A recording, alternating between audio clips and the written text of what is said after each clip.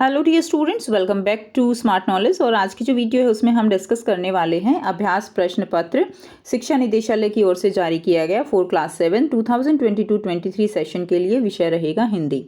अधिकतम अंक जो आपको यहाँ पर मिले हैं वो हैं 60 इस सैम्पल पेपर में, और टाइम रहेगा आपका 2.5 घंटे। और जो आपका फाइनल पेपर आने वाला है उसमें जो क्वेश्चंस होंगे वो इसी पैटर्न पर आधारित होंगे। क्वेश्चन सेम नहीं होंगे, लेकिन हो सकता है कि इसमें से कुछ पोर्शन आपको ज़रूर मिलेगा, और जो पैटर्न है वो आपको यही मिलने वाला है। इसको अच्छे से समझेंगे कि किस किस तरह के क्वेश्चंस जो है वो आपको प्रिपेयर करने हैं for your exam. Let's get started the video, and first of all subscribe the channel and also press the bell icon for further notification. देखिए, सबसे पहले दिए गए हैं सामान्य निर्देश। इसमें क्या दिया गया है बच्चों, खंड क और ख में है। खंड क में बहुविकल्पीय प्रश्न है, ठीक है, तो इस तरह से, और खंड ख में जो है वर्णनात्मक प्रश्न है। सबसे पहले हम खंड क करेंगे। इसमें सबसे पहले जो आपको मिलेगा वो होगा आपका गद्यांश जो है वो दिया गया होगा, जिसमें से आपको उत्तर जो है वो लिखने हैं। कुछ प्रश्न उसमें से आपको दिए गए होंगे, जैसे इस तरह 3-4 दिन गुजर गए। दोनों बच्चों की जिज्ञासा दिन दिन बढ़ती जा रही थी। अंडों को देखने के लिए वो अधीर हो उठते थे। उन्होंने अनुमान लगाया कि अब जरूर बच्चे निकल आए होंगे। बच्चों के चारे का सवाल अब उनके सामने आ खड़ा हुआ। तो यहाँ पर जो क्वेश्चन आपसे पूछा गया है कि बच्चे जो है वो अधीर क्यों थे, तो बच्चे वो अधीर क्यों थे, वो थे अंडों को देखने के लिए, ठीक है, जिसके लिए उन्होंने बड़ा सारा जुगाड़ जो है वो लगाया था।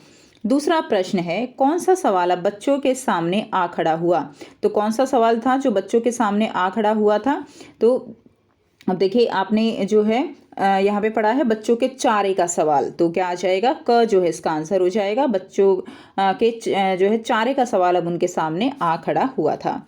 नेक्स्ट देखिए, प्रश्न संख्या 2 है। इसमें भी आपको यहाँ पे काव्यांश दिया गया है और आपको प्रश्नों के उत्तर देने हैं। मेहनत अपनी लेख की रेखा, मेहनत से क्या डरना। कल गैरों की खातिर की, आज अपनी खातिर करना। अपना दुख भी एक है साथी, अपना सुख भी एक। अपनी मंजिल सच की मंजिल, अपना रास्ता नेक। ठीक है, तो ये आपको दिया गया है। अपनी लेख की राय क्या है, तो अपनी लेख की राय क्या है वो जो है आपको बताना है। तो इसमें क्या जाएगा, मेहनत का इसका आंसर रहेगा। अपना एक क्या क्या क्या क्या है, अपना एक जो है सुख दुख सुख है, ठीक है, ये आ जाएगा। ग जो है इसका आंसर हो जाएगा। अगला देखिए, प्रश्न संख्या 3 क्या दिया गया है, निम्नलिखित व्याकरणिक प्रश्नों के उत्तर लिखिए। तो निम्न में से व्यक्तिवाचक संज्ञा कौन सी संज्ञा होती है जो किसी एक पर्टिकुलर व्यक्ति, स्थान, वस्तु के लिए प्रयुक्त की जाती है, उसे हम व्यक्तिवाचक संज्ञा कहते हैं। ठीक है, जातिवाचक जो पूरी जाति का बोध कराती है, तो यहाँ पे लड़का एक पूरी जाति का बोध कराता है, कलम भी, और बुढ़ापा एक भाववाचक संज्ञा है। तो दिल्ली जो है ये एक व्यक्तिवाचक संज्ञा रहेगी। भाववाचक संज्ञा पहचानिए। भाववाचक जिसको हम टच नहीं कर सकते, केवल फील कर सकते हैं। तो शहर, गंगा, मिठास, त्रिभुज, तो इसमें क्या हो जाएगी, मिठास जो है वो यहाँ पर भाववाचक संज्ञा हो जाएगी। क्लियर, तो पहले का दिल्ली और दूसरे का मिठास। नेक्स्ट देखिए, थर्ड है मध्यम पुरुष सर्वनाम की पहचान कीजिए। तो मध्यम पुरुष देखिए प्रथम पुरुष होता है। मध्यम पुरुष सर्वनाम जो है वो कौन होता है, उसको वो होता है श्रोता, यानी सुनने वाला। ठीक है, तो यहाँ पे सुनने वाला कौन है, सुनने वाला है तुम। तो तुम जो है यहाँ पे मध्यम पुरुष सर्वनाम हो जाएगा। मोहन अच्छा लड़का है, वाक्य में विशेषण की पहचान जो है वो आपको करनी है। तो यहाँ पे जो विशेषण है वो क्या है, अच्छा। ठीक है, मोहन लड़का है, ये भी अपने आप में एक पूरा वाक्य है, लेकिन अच्छा जो है वो उसका क्या है, विशेषण है, उसकी विशेषता बता रहा है। तो अच्छा जो है यहाँ पे क्या हो जाएगा, विशेषण हो जाएगा।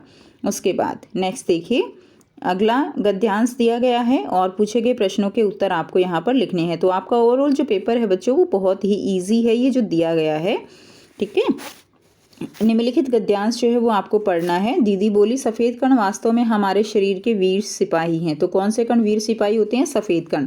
जब रोगाणु शरीर पर धावा बोलने की कोशिश करते हैं तो सफ़ेद कण उनसे डटकर मुकाबला करते हैं, और जहाँ तक संभव हो पाता है रोगाणुओं को भीतर घर नहीं करने देते। बस संक्षेप में ये मान लो कि वे बहुत से रोगों से हमारी रक्षा करते हैं। और बिंबाणुओं का काम है चोट लगने पर रक्त जमाव क्रिया में मदद करना। रक्त के तरल भाग प्लाज्मा में एक विशेष किस्म के प्रोटीन होते हैं जो रक्त वाहिका की कटी फटी दीवार में जाले के समान एक जाला बुन देती है। बिंबाणु इस जाले से चिपक जाते हैं और इस तरह दीवार में आई दरार भर जाती है, जिससे रक्त जो है वो बाहर निकलना बंद हो जाएगा। तो हमारे शरीर का वीर सिपाही किसे कहा गया है? तो हमारे शरीर का वीर सिपाही जो है वो सफ़ेद कणों को कहा गया है। तो ख जो है इसका उत्तर हो जाएगा सफ़ेद कण को। जब रोगाणु शरीर पर धावा बोलने की कोशिश करते हैं तो सफ़ेद कण क्या करता है? तो जो है उनका डटकर मुकाबला करता है। क जो है इसका उत्तर हो जाएगा डटकर मुकाबला करता है। ठीक है, नहीं डटकर मुकाबला नहीं करता, एक जाले के समान एक जाला बुन देता है। ठीक है, तो ये देखिए ये करेंगे, कटी फटी दीवार में जाले के समान एक जाला बुन देता है। तो इसमें इसका आंसर जो है बच्चों सॉरी ख हो जाएगा, एक जाला बुन देता है। उसके बाद थर्ड देखिए, थर्ड दिया गया है चोट लगने पर रक्त जमाव क्रिया में मदद कौन करता है? तो चोट लगने पर जो है रक्त जमाव क्रिया में बिंबाणु मदद करता है। क्या आ जाएगा? बिंबाणु। रक्त के तरल भाग को क्या कहा जाता है? रक्त के तरल भाग को प्लाज्मा कहा जाता है। उसके बाद निम्नलिखित काव्यांश को ध्यानपूर्वक पढ़िए और पूछे गए प्रश्नों के उत्तर दीजिए। बहुत ही आसान सी कविता है जो हमने कई बार जो है वर्कशीट में भी की है।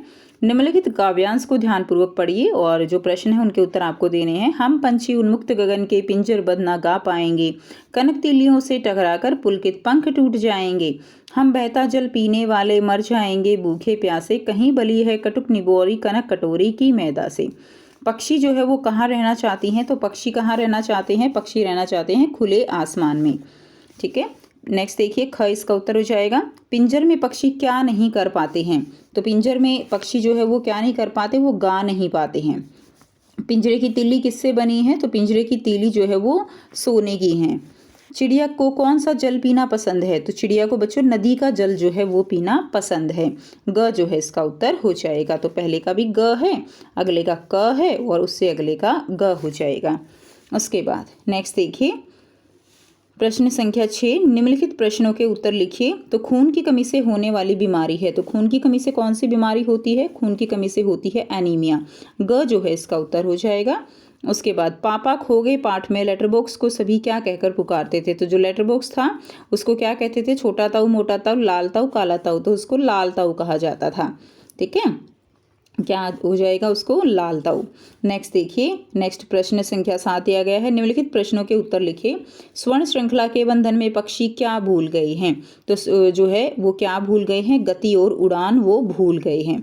कठपुतली की क्या इच्छा है? कठपुतली क्या चाहती है? कठपुतली चाहती है कि मुझे मेरे हाल पर छोड़ दो, मुझे आज़ाद कर दो, मुझे खुले आसमान में जो है मुझे एक खुली सोच के साथ जीने दो। तो यानी मुझे मेरे हाल पर छोड़ दो। तो ये उत्तर हो जाएगा।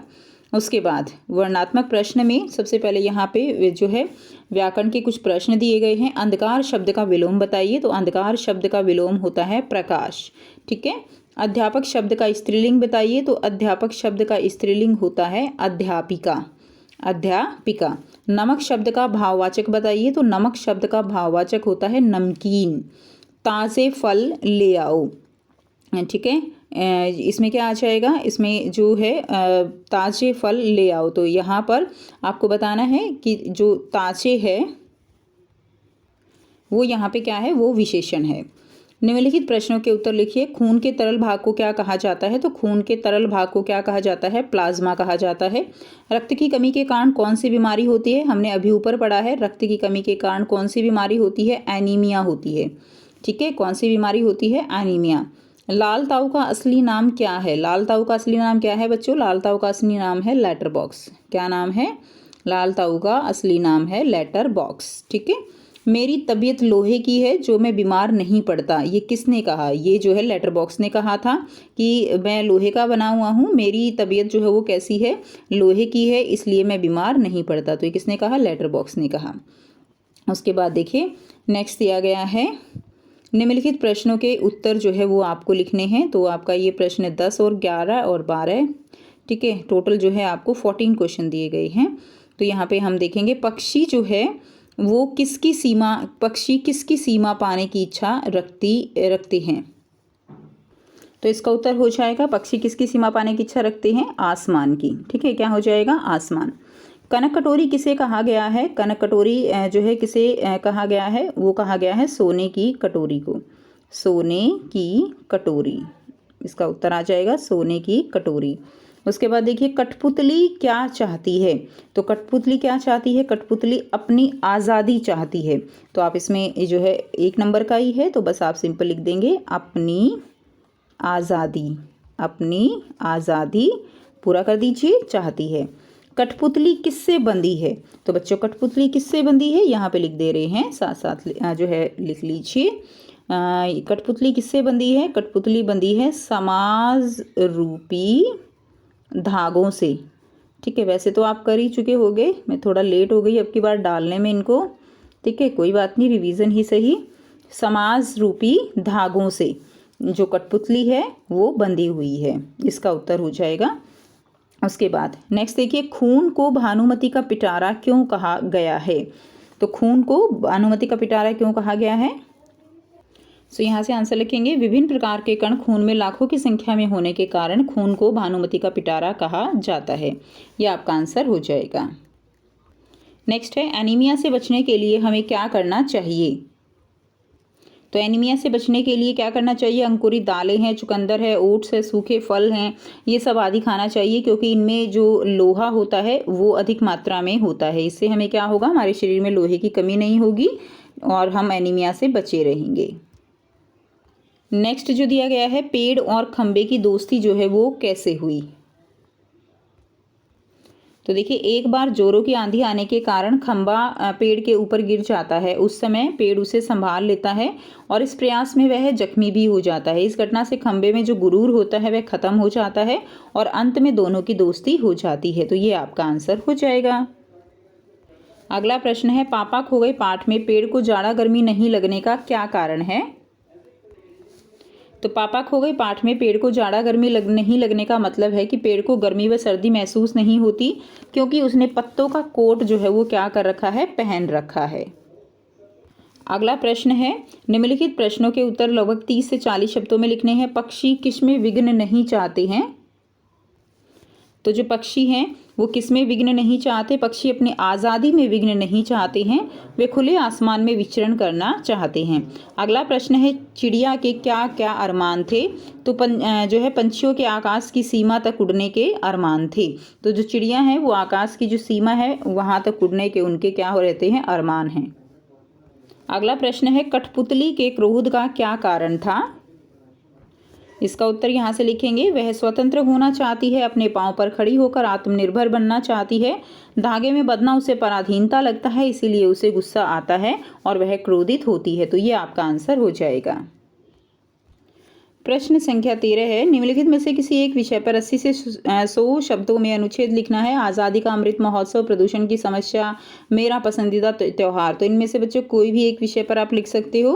एंड किसी एक विषय पर लगभग 80 से 100 शब्दों में पत्र लिखना है। अवकाश हेतु अपने विद्यालय के प्रधानाचार्य को पत्र, अपने छोटे भाई को जन्मदिन पर बधाई देते हुए पत्र लिखे।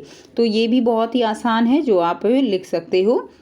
आपकी टीचर ने आपको सारा फॉर्मेट जरूर लिखवाया हुआ होगा, ठीक है, तो वहाँ से आप इन पत्रों को कर सकते हो और अनुच्छेद भी कर सकते हो। सो आई होप आपको जो सारे क्वेश्चंस हैं वो क्लियर हो गए हैं। फिर भी कोई डाउट हो तो आप पूछ सकते हो। वीडियो अच्छी लगी तो वीडियो को ज़रूर लाइक कीजिएगा, शेयर कीजिएगा इस सैम्पल पेपर को, ताकि ज़्यादा से ज़्यादा बच्चों को इसका बेनिफिट मिल सके। एंड अगर चैनल को सब्सक्राइब नहीं किया है तो सब्सक्राइब करना। Take care, bye bye.